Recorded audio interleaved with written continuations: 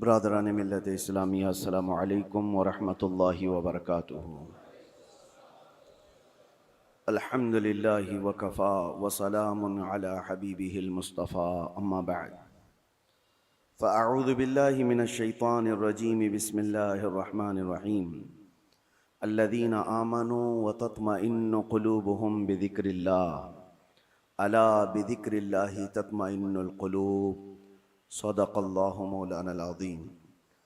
बारगाह रिसालत मुआब सल्लल्लाहु तआला अलैहि वसल्लम में दुरूद पाक का हदिया पेश करें।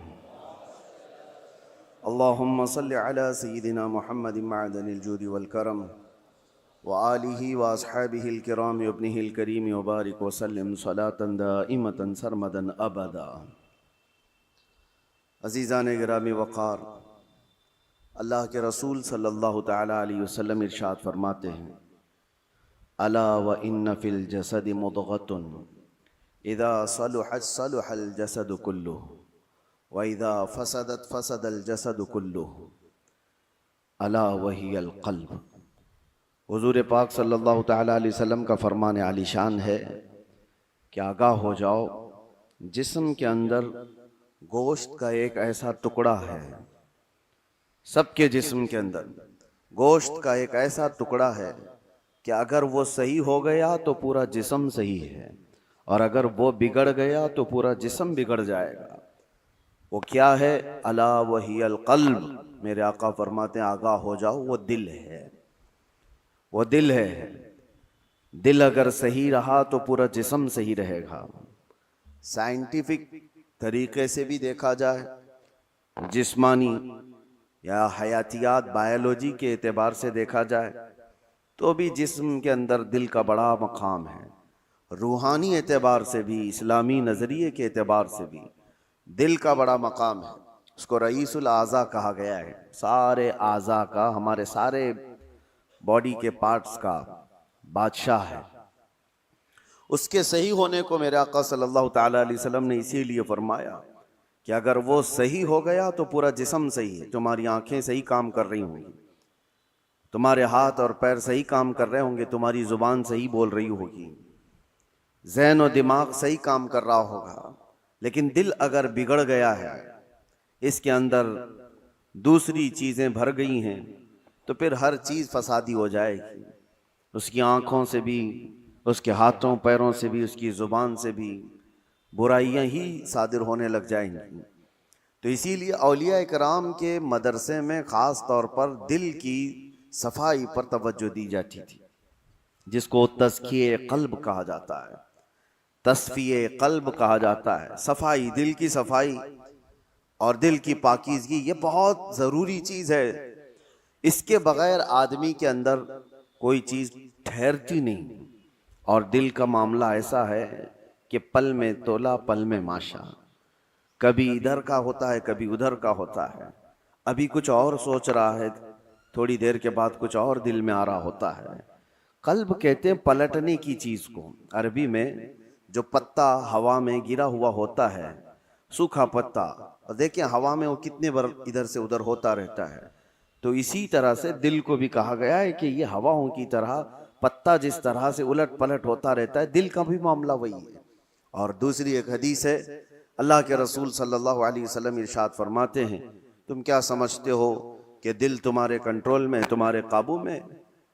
इन्नल क़ल्ब बैन इस्बाइर रहमान, बेशक दिल अल्लाह की दो उंगुश्ते कुदरत के बीच में है, जिस तरफ चाहे रब ताला उसे घुमा दे।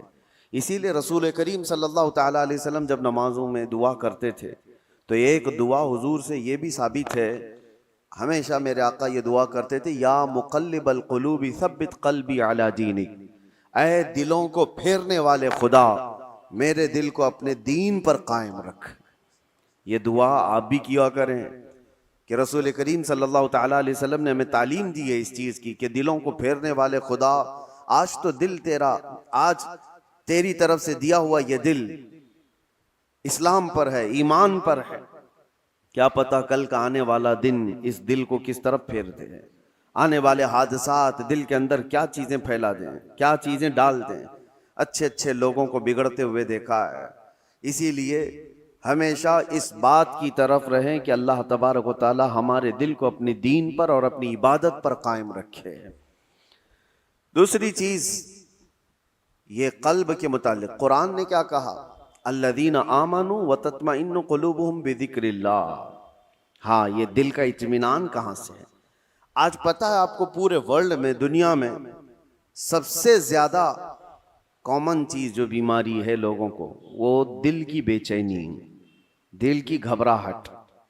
अब उसको बायोलॉजी के एतबार से ब्लड प्रेशर कहा जाए, बीपी कहा जाए कि खून का दौरान इसमें प्रेशर ज्यादा हो जाता है, ये सारा का सारा मामला दिल से ही तो है। उसको साइंसी नजरिए से देखने वाले लोग अलग अलग तरीके से समझते हैं कि दिल के अंदर चिकनाहट ज्यादा आ गई, खून में मोटापा आ गया है, ब्लड जो है वो थोड़ा सा थिक हो गया है, जिसकी वजह से दौरान खून कम हो गया और प्रेशर बढ़ता गया और बीपी आ गया, अटैक आ गया है, फला फला चीजें। इसको बायोलॉजी के एतबार से देखने वाले, लेकिन सूफिया इकराम फरमाते हैं जब जब गुनाह ज्यादा होते हैं दिल के ऊपर दौरा बढ़ जाता है, दिल की बेचैनी और घबराहट बढ़ जाती है। जब कभी दिल के अंदर बेचैनी और घबराहट हो तो सूफिया इकराम फरमाते हैं सबसे पहले तौबा करो, तौबा करो, अल्लाह करीम की बारगाह में अपने आंसू बहाओ, देखना दिल तुम्हारा हल्का हो जाएगा। और कुरान क्या कहता है? कुरान ये कहता है जो ईमान वाले लोग हैं उनके दिलों का इत्मीनान अल्लाह के जिक्र से होता है। अला बिज़िक्रिल्लाहि तत्मइन्नुल कुलूब, आगाह हो जाओ, अल्लाह के जिक्र से दिलों को सुकून मिलता है। और यहाँ हाल ये है कि जो ईमान वाले हैं वो महीनों हो जाता है अल्लाह का जिक्र नहीं करते, तो फिर दिल को उन्होंने बेचैन ही तो रखा है, दिल को ग़िज़ा नहीं दी है, दिल को ऐसी आवारा छोड़ रखा है। अरे मियाँ, जिस्म को सुबह से लेकर रात तक खाना न दो तो ये निढाल हो जाता है, चक्कर आने लग जाते हैं। अगर 2-3 दिन खाना ना दिया जाए तो जिस्म तो खत्म ही हो जाता है। तो जब जिस्म कमजोर होता है बगैर ग़िज़ा के, तो दिल भी कमजोर होता है बगैर ग़िज़ा के। और दिल की ग़िज़ा है अल्लाह का जिक्र। अल्लाह का जिक्र जब जब हो तो ये दिल को पावरफुल बनाता है, दिल के अंदर मजबूती आती है। 2 चीजें खास कर लें अपनी जिंदगी में, एक इस्तिग़फ़ार कसरत से, अस्तग़फ़िरुल्लाह रब्बी मिन कुल्ली ज़ंबिन व अतूबु इलैह, बैठते उठते जिस वक्त भी हो इस्तिग़फ़ार कसरत से करो कि तौबा करना है। न जाने हमारी आंखें अभी क्या करके आई हैं, पता नहीं हमारे हाथों ने क्या कर दिया, हमारी जुबान ने क्या किया, दिन भर की खताएं ये बढ़ती बढ़ती चली जाती हैं। और एक हदीस ये भी है कि जब इंसान पैदा होता है ना तो उसका दिल बिल्कुल साफ शफाफ आईने की तरह होता है, साफ शफाफ होता है आईने की तरह। जब वो गुनाह करता है तो एक काला धब्बा उसके दिल पर लगा दिया जाता है, एक धब्बा। फिर दूसरा गुनाह करता है, दूसरा धब्बा, तीसरा गुनाह करता है, तीसरा धब्बा। तो ये धब्बे, ये दाग बढ़ते बढ़ते बढ़ते फिर पूरे दिल को काला कर देते हैं, पूरा दिल सियाह हो जाता है। और जब दिल काला हो जाए तो उसकी अलामतें ये बताई गई हैं कि मस्जिद में ज्यादा देर बैठने का मन नहीं करता, कुरान ज्यादा देर पढ़ने की तबीयत नहीं चाहती, जल्दी से कुरान बंद कर दो, जल्दी से मस्जिद से निकल कर भाग जाओ, नेकियों की तरफ उसकी रग़बत नहीं होती, जेब में पैसे होंगे लेकिन किसी को खैरात करने का दिल नहीं करता। तो ये दिल के काले होने की अलामात हैं, सियाह होने की अलामात है। ये एक्सरा मशीन से और सोनोग्राफी से मालूम होने वाली चीजें नहीं है। ये अल्लाह के नबी सल्लल्लाहु तआला अलैहि वसल्लम ने बयान फरमाया। अब उसके इलाज की तरफ हमें तवज्जो देनी है। आज दुनिया ने हमारे दिलों को अपने रंगीन गुनाहों से सियाह कर ही दिया है। देखें, हम सुबह से शाम तक जिन कामों में मसरूफ हैं, अब आज सबसे ज्यादा हमारे पास कोई चीज मशगूल है तो वो हमारा टीवी स्क्रीन, मोबाइल स्क्रीन। न जाने वो किन किन चीजों को दिखाते हुए हमारी आंखों को खरीद जाते हैं, कंट्रोल भी नहीं रह पाता, इसीलिए दिल पर बोझ बढ़ता जा रहा है। जिसको आप टेंशन कहते हैं, जिसको आप लोग डिप्रेशन कह रहे हैं, ये सिर्फ हादसात का या फिर दुनियावी किसी खसारे का टेंशन नहीं है, ये दिल का सियाहपन दिमाग पर बोझ बना देता है, भारी हो जाती है तबीयत। कुछ लोगों को घरों में तबीयत नहीं लगती कि बैठने का भी मन नहीं कर रहा, खाने का भी मन नहीं कर रहा, किसी से बात करने का भी मन नहीं कर रहा। ये बहुत अपर लेवल पर आ गई चीज कि उसकी दिल की बेकरारी बहुत बढ़ गई है, घबराहट बहुत ज्यादा बढ़ गई है। इसीलिए हम सूफिया इकराम को देखते हैं, जब जब कभी किसी के दिल की बेचैनी बढ़ जाती, घबराहट बढ़ जाती, तो वो किसी अल्लाह वाले की बारगाह में चले जाते थे, सूफिया इकराम की बारगाह में चले जाते, आस्थानों पर चले जाते, अल्लाह का जिक्र करते, फिर वो अपने दिल की पाकीज़गी लेकर के वापस लौटते हैं। वजह क्या है? अब मैं इलाज की तरफ आता हूं कि दिल को पाक करना है तो क्या चीज चाहिए। कई इलाज है, उसमें सबसे पहला तो जिक्र इलाही। अल्लाह के रसूल सल्लल्लाहु ताला अलैहि वसल्लम ने जो फरमाया उसको भी मैं आपके सामने रखता हूं। पहले हम चल रहे हैं कि इस्लाम में हर चीज के पाक करने का तरीका बताया गया। कपड़े पर अगर नजासत लग गई तो पाक करने का तरीका है। नजासत, पेशाब, पखाना, किसी भी चीज की गलाजत लगी हो तो उसको पाक करने धुलने का तरीका है। कपड़े को 3 बार धो, 3 बार निचोड़ो, अच्छे से सुखाओ, कपड़ा पाक हो जाए। बर्तन में नजासत लग जाए तो उसके पाक करने का तरीका है। अगर पानी की बाल्टी में कोई नजासत गिर गई, उसको पाक करने का भी तरीका है। फिक़ह में सबके, कुएं में नजासत गिर गई, कुआं था उसमें चूहा गिर गया, बिल्ली गिर गई, बकरी, कुत्ता, जो भी जिस साइज का है उसके सबके मसले मौजूद हैं। कितने डोल पानी निकालने पर यह पानी पाक हो जाएगा। जमीन के पाक करने का भी तरीका है। जमीन पर अगर नजासत लगी, मिसाल के तौर पर किसी जानवर ने लीद कर दिया, गोबर कर दिया, अब नजासत तो लगी है, उसको पाक कैसे किया जाए? तो फिक़ह का कानून है कि जोर बारिश हो जाए या आप तेजी से उस पर पानी बहाओ और फिर तेज धूप पड़ जाए, जमीन सूख गई तो वो जमीन पाक हो गई, क्योंकि अब उसको निचोड़ा नहीं जा सकता। जमीन तो जहां है वही। तो उसका कानून ये है कि तेज बारिश हो गई और तेज धूप पड़ गई, सूख गई जमीन, तो पाक हो गई। बारिश नहीं है तो तेज पानी मार दिया और उसके बाद धूप लगना जरूरी है, तेज धूप उसको लगी हो तो जमीन पाक हो गई। तो ये नजासतों से पाक करने के तरीके। अब आइए मैं आपको बताता हूं, दिल पर नजासत लगी हो, ये कैसे पाक किया जाए। गुनाहों के धब्बे लगे हों, इसमें न जाने लालच, गीबत, कीना, बुग़्ज़, अदावत, न जाने क्या क्या चीजें भर गई हों, ये नजासत पाक करने का तरीका क्या है? मौलाना जलालुद्दीन रूमी मसनवी शरीफ के मुसन्निफ फरमाते हैं, दिल को पाक करने का तरीका वैसी ही है जैसे जमीन को पाक करने का तरीका है। जमीन को पाक करने के लिए तेज बारिश का हो जाना और तेज धूप का पड़ जाना काफी होता है कि जमीन पाक हो जाती है। दिल को पाक करने के लिए जिक्र इलाही की बारिश होना चाहिए और किसी शेख कामिल की तेज निगाह पड़नी चाहिए, दिल पाक हो जाता है। जिक्र इलाही की बारिश हो तो पानी की तरह इसको धुल देता है और उसके बाद किसी शेख कामिल अल्लाह वाले की नजर उस पर पड़े तो फिर उसका दिल इसी तरह से सूख करके पाक हो जाता है जैसे जमीन पाक हो गई। आज हमारे लिए यही तो मसला है कि हम अपना वक्त अपने दिल की पाकीज़गी के लिए नहीं निकाल पाते, हमारे पास ये वक्त ही नहीं रह गया। हाँ, अगर जिस्म के अंदर कोई बीमारी आ गई तो फिर भागेंगे, दौड़ेंगे, डॉक्टर्स के पास इलाज कराएंगे। मेरे अजीजों, ये बेचैनी और बेकरारी और घबराहट का इलाज उनके पास भी नहीं। वो डॉक्टर्स ज्यादा से ज्यादा आपको नींद की गोलियां दे सकते हैं डिप्रेशन कम करने के लिए, स्ट्रेस कम करने के लिए। आप अच्छे से सो, घंटों सोते रहो, किसी को सुला देना ये डिप्रेशन का इलाज नहीं है। और कुछ तो डॉक्टर्स के पास जाकर डिप्रेशन का इलाज गोलियों से लेकर के आ गए और कुछ अपने हाथों इलाज करने के लिए सिगरेट पीने लग गए, अपने हाथों इलाज करने के लिए वो बीड़ी गुटखा खाने लग गए।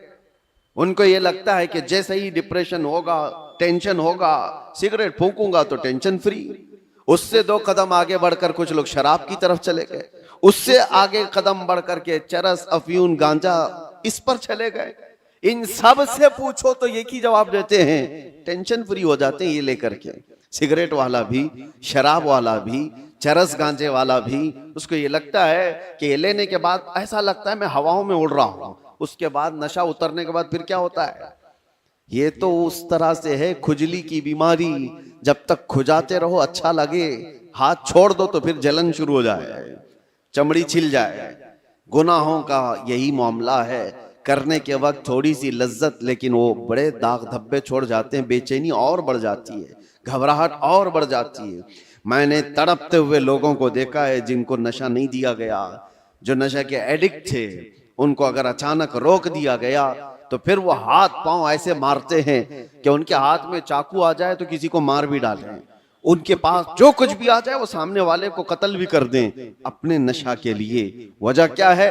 दिल को इतना बेचैन और बेकरार कर दिया उन्होंने दुनियावी ये गलाजतों से इलाज करने के चक्कर में कि वो दिल की बेचैनी हाई लेवल पर बढ़ गई। दिल की बेचैनी और बेकरारी नशा से सही नहीं होती, दिल अल्लाह का बनाया हुआ है, यह रहमान का बनाया हुआ है, इलाज भी उसी के जिक्र से मुमकिन है, अल्लाह ही के नाम से ये दिल को सुकून मिलता है। इसीलिए मौलाना जलालुद्दीन रूमी रहमतुल्लाहि तआला अलैह एक बात और भी कहते हैं, खाने काबा देखा है? खाने काबा, तवज्जो चाहता हूं, खाने काबा इतना मुअज्जम, इतना मुकद्दस है कि उसके लिए करोड़ों मुसलमान पूरी दुनिया के अतराफ अकनाफ से आकर तवाफ करते हैं, बोसे देते हैं, सीना लगाते हैं। ये खाने काबा अल्लाह का घर है, लेकिन मौलाना रोम फरमाते हैं है तो काबा, ये इब्राहिम खलीलुल्लाह की बनाई हुई इमारत है, इब्राहिम खलीलुल्लाह अलैहिस्सलाम की बनाई हुई इमारत है काबा। और वो कहते हैं कि काबा बिनाए खलीले अतहरस्त, वो दिल गुजरगाहे रब्बे जलीलस्त। लेकिन दिल जो है मोमिन का दिल, अल्लाह के रसूल ने फरमाया कल्बुल मुमिन अर्शुल्लाह, मोमिन का दिल अल्लाह का अर्श होता है। काबा इब्राहिम खलीलुल्लाह ने बनाया, दिल तो रब्बे जुल जलाल ने बनाया। तो कहा है मौलाना रोम ने कि काबे से भी अफजल है मोमिन का दिल, काबे की बेहुरमती उससे बढ़ करके मोमिन के दिल की बेहुरमती है। मोमिन के दिल का मकाम और भी बुलंद किया गया। इसीलिए मेरे अजीजों, हुजूर पाक सल्लल्लाहु तआला अलैहि वसल्लम ने जो फरमाया इत्तकू फिरासतल मुमिनी फइन्नहु यंजुरु बिनूरिल्लाह, इसका मतलब क्या है? हुजूर ने फरमाया मोमिन की फिरासत से डरो, इसलिए कि जब वो देखता है तो अल्लाह के नूर से देखता है। ये किसके लिए फरमाया गया? वो मोमिन सालेह जिसका दिल पाक है। होता क्या है मैं आपको बताऊं, जिसका दिल पाक है, औलिया कामिलीन की बारगाहों में जाने के वक्त होता क्या है, आप आए हैं, आप आए और कोई चीज आप जुबान से कहा नहीं, लेकिन मैं एक शीशा लेकर के बैठा हूं, एक आईना लेकर के बैठा हूं, आपके आते ही आपकी पूरी तस्वीर इस आईने में आएगी कि नहीं आएगी? कुछ नहीं कहा आपने, बोला कुछ नहीं, और मैं आपकी तस्वीर पूरी आईने के अंदर देख सकता हूं। बुजुर्गाने दीन के दिलों का मामला ऐसा ही है, वो इतना पाक दिल होता है, जो भी सामने जाता है उसके दिल की सारी तस्वीर उनके दिल पर छप जाती है। वो ये तक भी जानते हैं कि क्या चीजें लेकर के आया है। ऐसा नहीं है कि ये किसी और ताकत और कुव्वत से, जादू सहर सिफली से ये मालूम कर रहे, बल्कि दिल की पाकीज़गी इतनी है कि सामने वाले के दिल की तस्वीरें इस पर छप जाती हैं। दिल पाक रखने का इसीलिए हुक्म बुजुर्गान दीन ने फरमाया। आज सबसे ज्यादा गलाजत इसी की है हमारे पास। मैं एक और बात आपसे पूछता हूं, ये अल्लाह का घर है, मस्जिद है, मस्जिद में कोई अगर गलाजत ला करके फेंक दे तो क्या आप बर्दाश्त करेंगे उसे? मस्जिद के अंदर कोई पेशाब पखाना अल्लाह हजार बार ना करे, मुआज अल्लाह, ला करके डाल दे तुम्हारे सामने, तुम बर्दाश्त करोगे? आप झगड़ लोगे, थप्पड़ लगा दोगे, उसको निकाल बाहर कर दोगे कि ये अल्लाह का घर है, यहां पर गलाजत कैसे डाल दिया तूने? जो मस्जिद की सफों पर गलाजत देखने को तैयार नहीं वो मुसलमान फिर अपने दिल को जो अल्लाह का अर्श है उसमें गलाजतें कैसे डाल रहा है? खुद से तो डाल रहा है। न जाने किसकी किसकी मोहब्बत, न जाने कौन कौन से गलीज सोचे उसने दिल में डाल रखा। इसीलिए हजरत साबिर कलियरी रहमतुल्लाह ताला अलैह फरमाया करते, एक दिल है उसमें दो चीजें नहीं आ सकती, या तो अल्लाह की मोहब्बत आएगी या तो फिर इंसानों की, अल्लाह रसूल की मोहब्बत होगी या तो फिर इंसानों की, दुनिया की। दुनिया की मोहब्बत और अल्लाह की मोहब्बत एक साथ दिल के अंदर नहीं आ सकते। तो तुम ये फैसला करो किस चीज को तुमने जगह दे रखा है, अपने दिल को किसके लिए खोल रखा है। मेरे अजीजों, और एक इलाज की तरफ मैं आपको लेकर चलता हूं। अल्लाह के रसूल सल्लल्लाहु ताला अलैहि वसल्लम के पास एक सहाबी आए।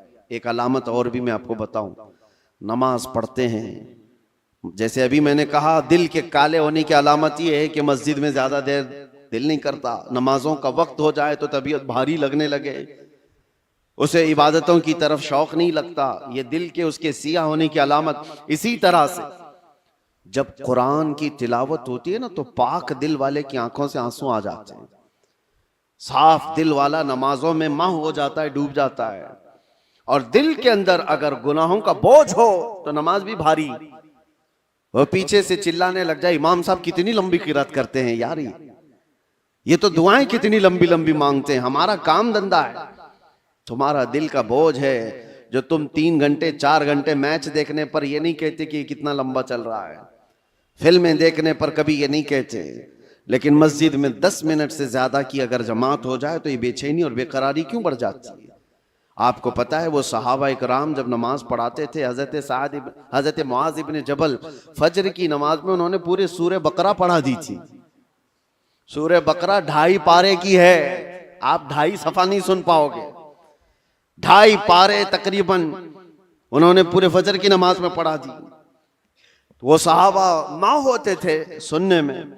अब जिस बात के लिए मैं ये कह रहा हूं, नमाजों में अगर बेचैनी और बेकरारी बढ़ गई है तो क्या करना चाहिए।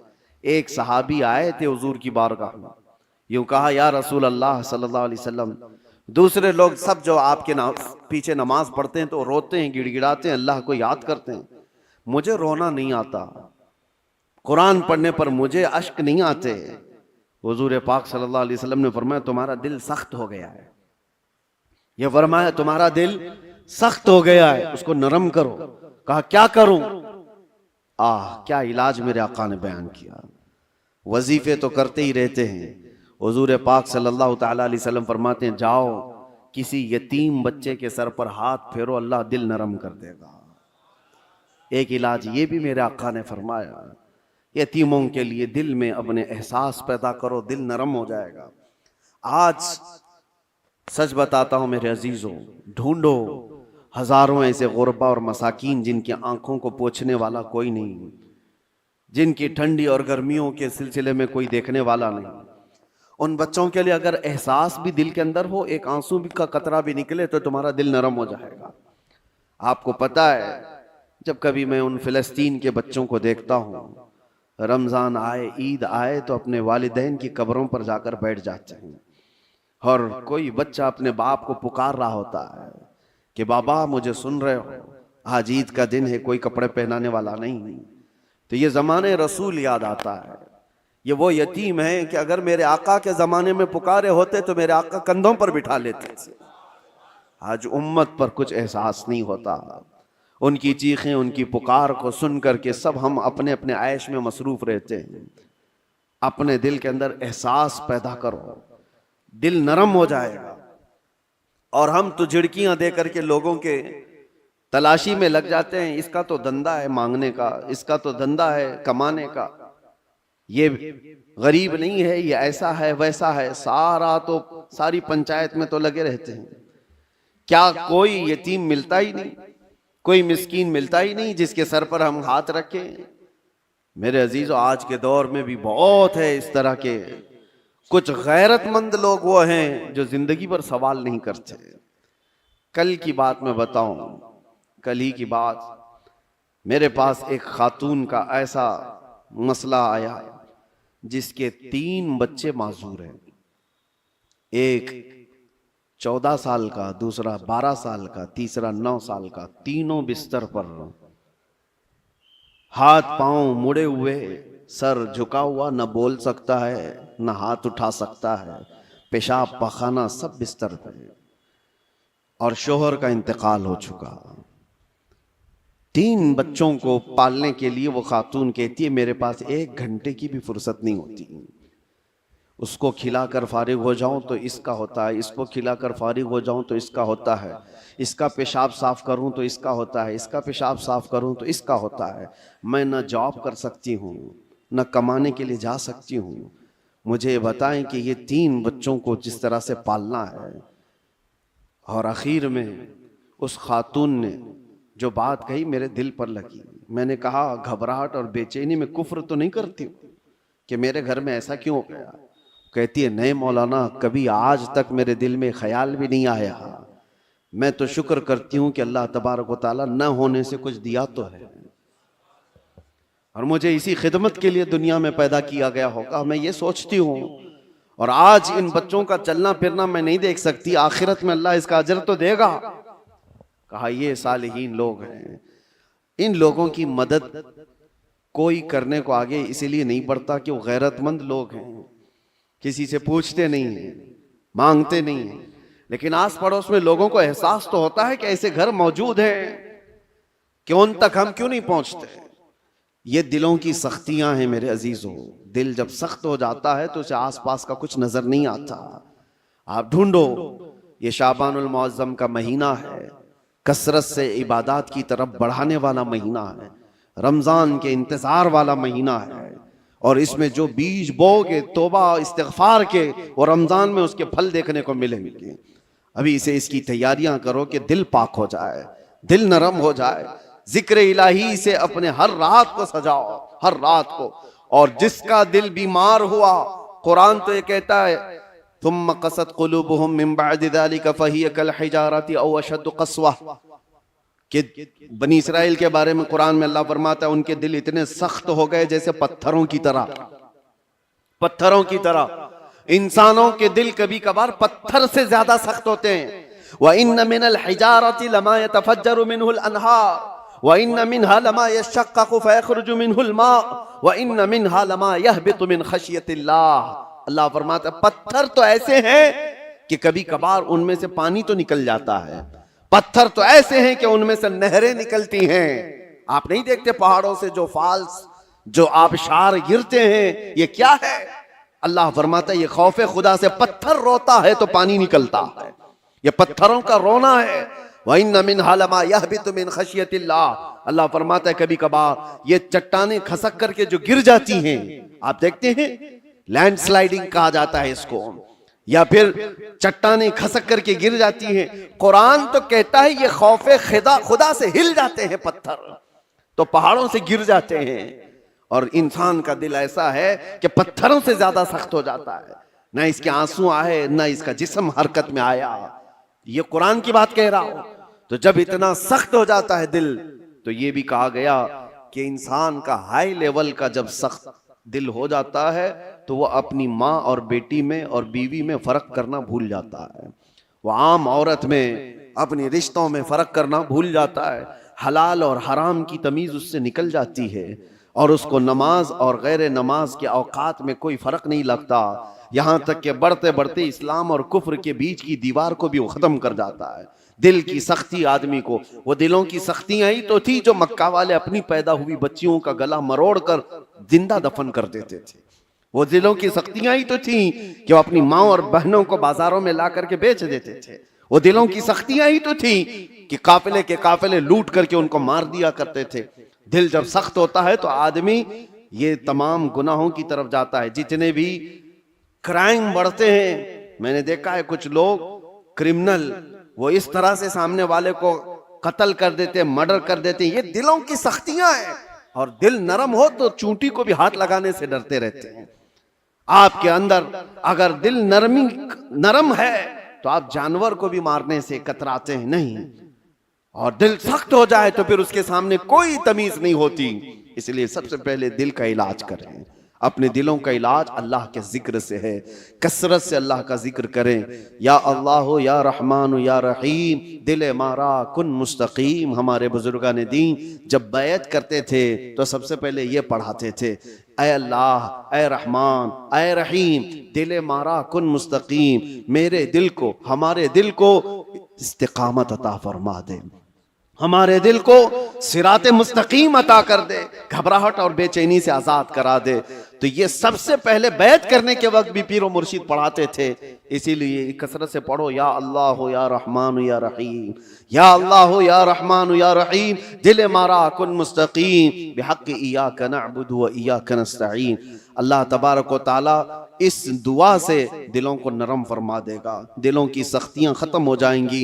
अल्लाह करीम रमज़ान से पहले हमारे दिलों में नेकियों की फसलें उगा दे, हमारी आंखों से अश्क रवा हो जाए, हमारे दिलों की सख्तियां ख़त्म हो जाएं। मौला करीम उम्मत मुस्तफ़ा पर ये आने वाला रमज़ान खैर और बरकत वाला बना दे, सआदतों और रहमतों वाला बना दे, हमारी ज़िंदगी थोड़ी और तवील कर दे मौला, कि हमें इस साल का रमज़ान देखना नसीब हो जाए।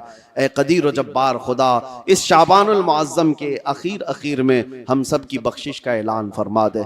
व आखिर दावाना अनिल हम्दुलिल्लाहि रब्बिल आलमीन। अस्सलामु अलैकुम।